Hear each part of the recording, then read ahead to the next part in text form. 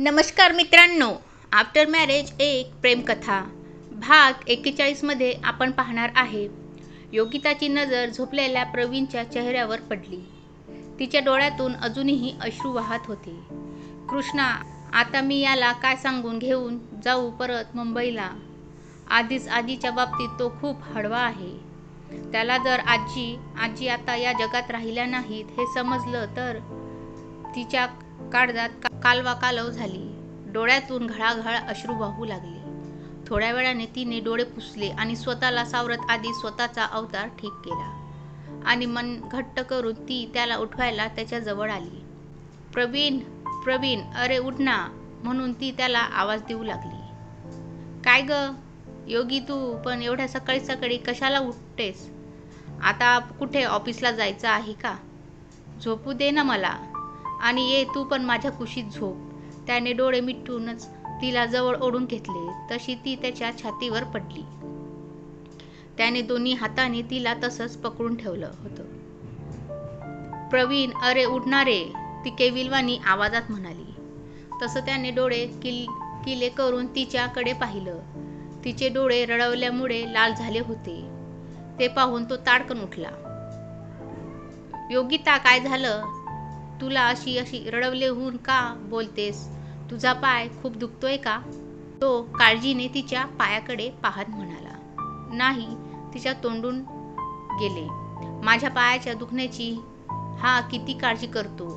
आता मी माझं काहीतरी दुखणं असं सांगूनच त्याला येथून मुंबईला घेऊन जाऊ शकते, ती मनातच विचार करत होती.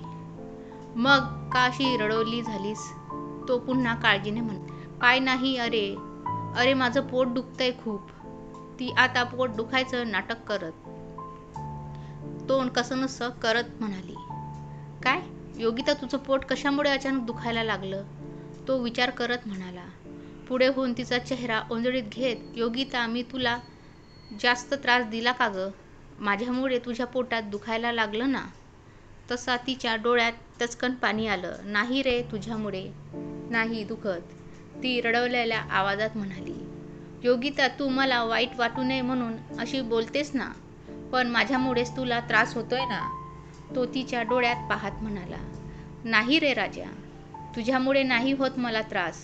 आता तुला कसं सांगू, पण चल ना आपण लवकर घरी जाऊया, म्हणत ती उठली. हो चल लवकर, म्हणत तो पण उठला आणि कपडे घातले. दोघे पण घरातून बाहेर पडले. अजून नीटसं उजळलेलं पण नव्हतं.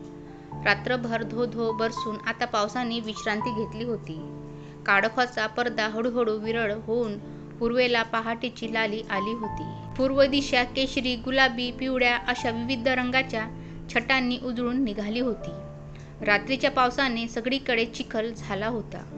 एवढे पहाटचं रम्य आणि आल्हाददायक वातावरण होतं, पण तिच्या चेहऱ्यावर मात्र दुःखाची छटा उमटली होती. तो पण तिच्या काळजीने कसा विसरून चिखलातून वाट काढत तिचा हात हातात पकडून चालत होता. मध्येच तोंड कसंसं करत ती खूप दुखायचं असल्याचं त्याला भासवत होती.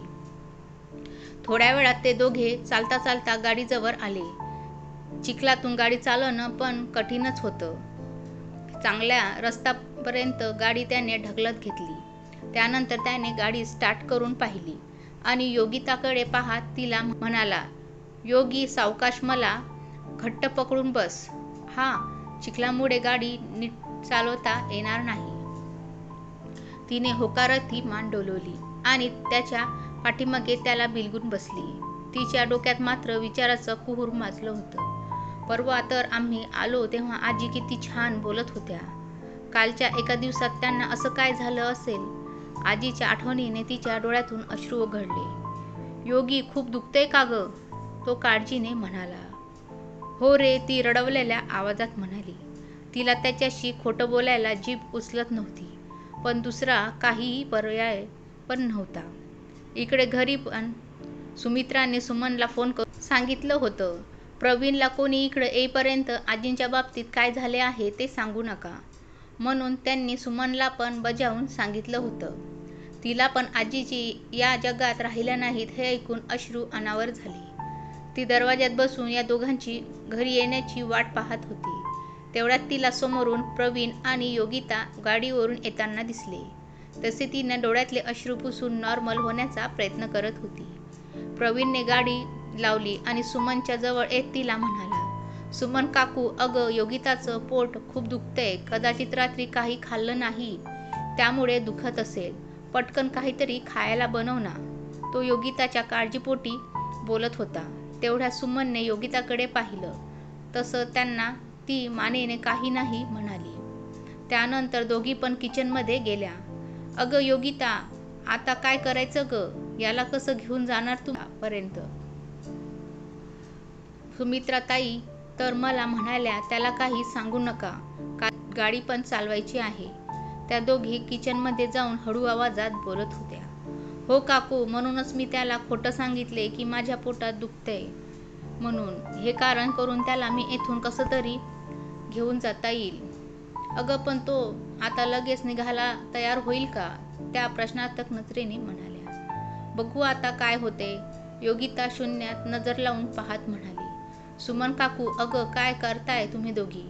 योगिता, तुझं पोट दुखायचं कमी आलंय का? तो किचनमध्ये येत म्हणाला. नाही रे, खूप दुखते. ती तोंड कसनसं करत पोट धरून म्हणाली. अगं काकू, तू तिला खायला काहीतरी बनवा ना. आणि मला पण खूप भूक लागली. आम्ही दोघांनी रात्री काही खाल्लं नाही, तो सुमनकडे पाहत म्हणाला. योगिता मात्र सुमनकडे केविलवाणी नजरेने पाहत होती. बरं योगिता, तू कपडे बदलून ये, तोवर मी तुझ्यासाठी काहीतरी खायला बनवते. आणि तुमची बॅग पण भर, सुमन हळू आवाजात म्हणाली. बरं म्हणून योगिता चेंज करायला रूममध्ये गेली. प्रवीण पण तिच्या पाठीमागे आला. योगी, तुझं पटकन आवरून घे, आपण नाश्ता करून इथल्या डॉक्टरांकडे जाऊया. आता मात्र योगिताला काय बोलावं सुचत नव्हतं. ती आता आत जाऊन चेंज करून आली. त्यानंतर तो पण चेंज करायला गेला. तोवर तिने पटापट बॅग भरत घेतली. तितक्यात तो फ्रेश होऊन बाहेर आला. अगं योगिता, तू बॅग का भरतेस? तो चकित होऊन तिच्याकडे पाहत म्हणाला. अरे प्रवीण, माझं पोट खूप दुखतंय. आपण परत मुंबईला जाऊया. मी नाही येणार इथल्या कुठल्या डॉक्टरांकडे, ती खूप दुखत असल्याचं भासवत म्हणाली. अगं योगिता, काय बोलतेस तू हे? परवा तर आपण आलोय आणि लगत परत जायचं? आणि इथले डॉक्टर पण चांगले आहेत. आपण जाऊया आत्ताच लगे, हवे तर आल्यावर नाश्ता करू, तो तिला समजवण्याच्या सुरात म्हणाला. नाही, मी बोलले ना तुला, आपण आत्ताच लगे परत मुंबईला जातोय. बोलताना तिच्या डोळ्यात मात्र अश्रू जमा झाले होते. तो तिला खूप समजवण्याचा प्रयत्न करत होता, पण तिचं मात्र एकच चालू होतं, परत जायचं. काय ग योगिता, तुला स्वतःच खरं करण्याची सवय आहे का ग? मी एवढा जीव तोडून सांगतोय. अगं इथले डॉक्टर पण चांगले आहेत, त्यांचा उपचार घेऊन तुला बरं वाटेल, पण तू काहीच कसं ऐकून घेत नाहीस, तो तिच्या वर वैतागून म्हणाला. त्याच्यापासून ही गोष्ट लपवून ठेवताना तिला खरंच तर खूप यातना होत होत्या. तरीही ती पुढे धीर एकटावून कठोरपणे दुसरीकडे पाहत म्हणाली.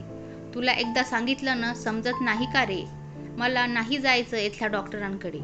शेवटी त्याने ठपकून तिच्या पुढे हार पत्कारली आणि तो पण परत मुंबईला जायला तयार झाला. बरं भर पटकन बॅग म्हणत तो ताडकन उठून बाहेर निघून गेला.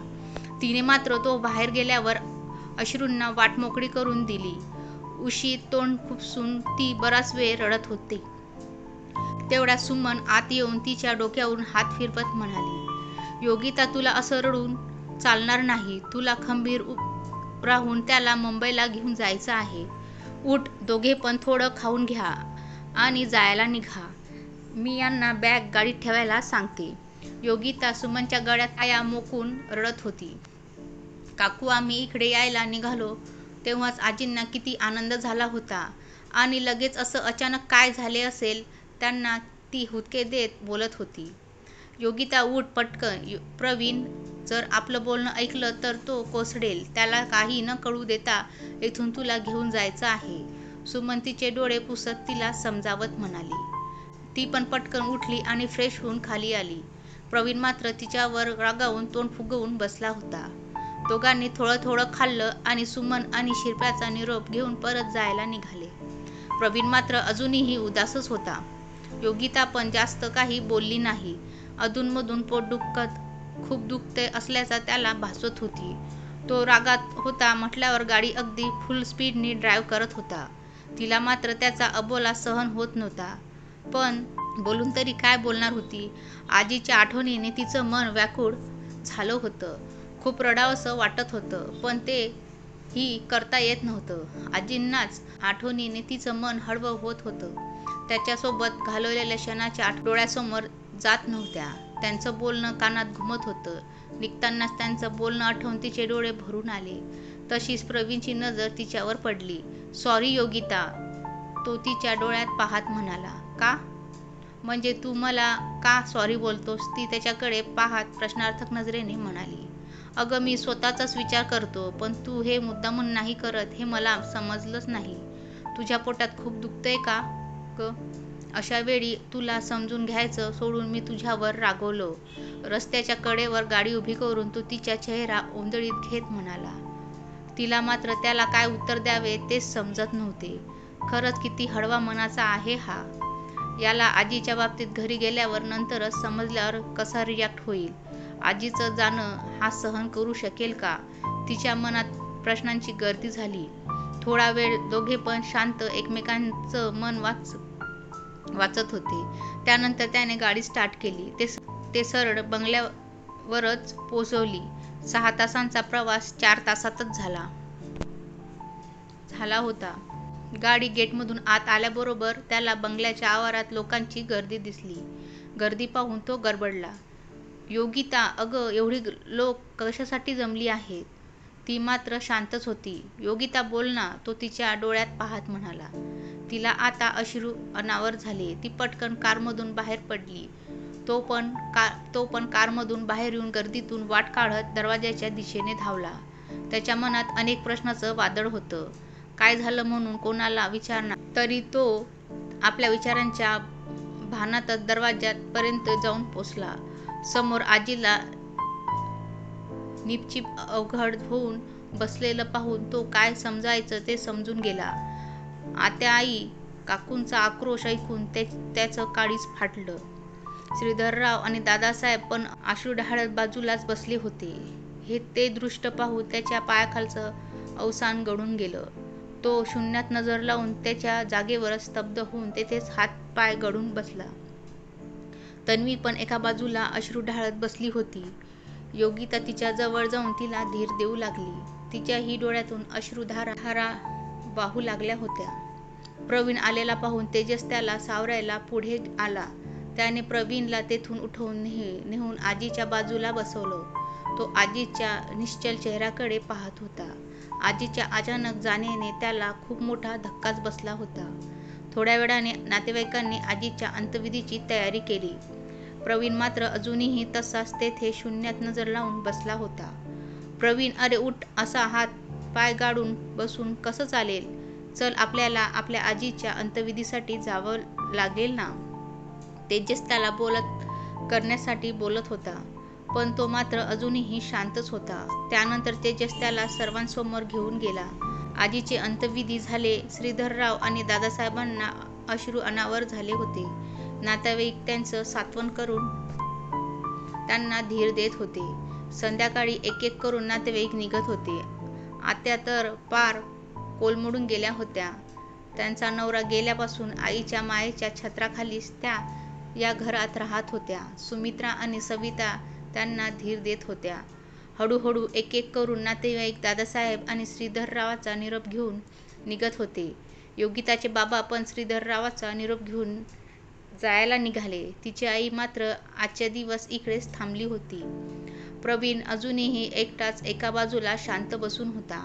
त्याला आजी या जगात राहिली नाही हा विचार करावतच नव्हता. आजीच्या आठवणीने त्याच्या डोळ्यासमोर तरळत होत्या. आजीने मायेने भरवलेल्या आठवणी त्याच्या डोळ्यातून अश्रू ओघळले. कितीही दुःख झालं तरी गेल्या पाठी कोणी जात नाही. जाणारा जातोच. मागचे हळूहळू सर्व विसरून सावरण्याचा प्रयत्न करत असतात. ही जग रहती आहे. आजीचं दिवस कार्य पार पडलं. घरातले सगळे हळूहळू आजीचं दुःख विसरून सावरत होते. आणि येणाऱ्या पुढील भागामध्ये काय होईल ते नक्की बघा.